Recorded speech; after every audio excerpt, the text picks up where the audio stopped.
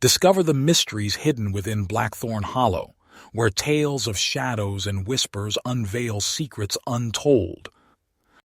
An original folk horror story by Randy Wescott. The village of Blackthorn Hollow was not marked on any map. It lay hidden in a fold of the hills, surrounded by dense forests and jagged cliffs that seemed to lean inward as though the land itself sought to keep its secrets. The villagers were a quiet, insular people, their faces weathered by years of toil and their eyes shadowed by something unspoken.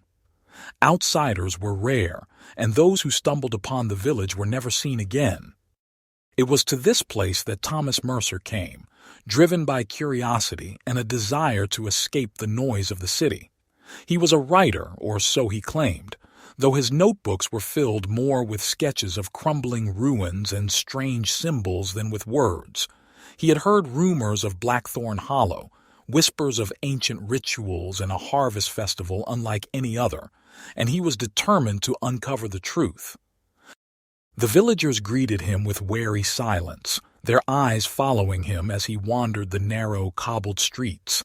The air was thick with the scent of wood smoke and damp earth, and the only sound was the distant clang of a blacksmith's hammer. Thomas tried to strike up conversations, but the villagers answered in monosyllables, their voices low and guarded. It was not until he reached the village square that he found someone willing to speak with him.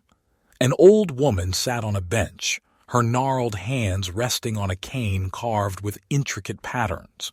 Her eyes were milky with cataracts, but they seemed to pierce through him as he approached. "You're not from here," she said, her voice like the rustle of dry leaves. "No," Thomas admitted. "I'm a writer. I've come to learn about your village." The old woman chuckled, a sound that sent a shiver down his spine. "You've come at a dangerous time," she said. "The hollow harvest is near." Thomas leaned in, his curiosity piqued. "The hollow harvest? What is that?"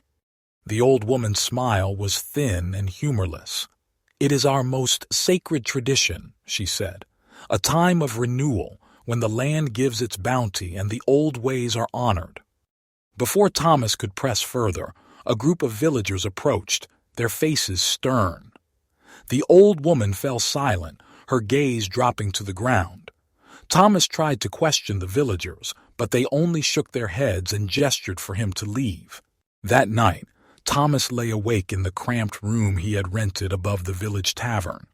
The air was heavy with the scent of damp wood, and the floorboards creaked with every shift of his weight. As he stared at the ceiling, he heard a sound that made his blood run cold, a low, rhythmic chanting coming from somewhere outside. He crept to the window and peered out. The village square was illuminated by the flickering light of torches, their flames casting long, twisting shadows on the ground. The villagers had gathered in a circle, their faces hidden beneath hoods of rough-spun cloth. At the center of the circle was a figure, bound and gagged, their eyes wide with terror.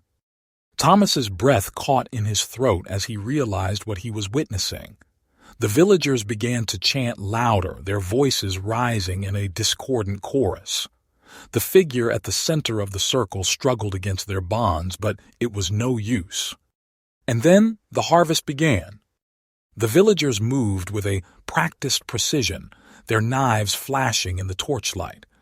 Thomas turned away, his stomach churning, but he could not block out the sounds, the wet, tearing noises, the choked screams, the rhythmic thud of something heavy hitting the ground.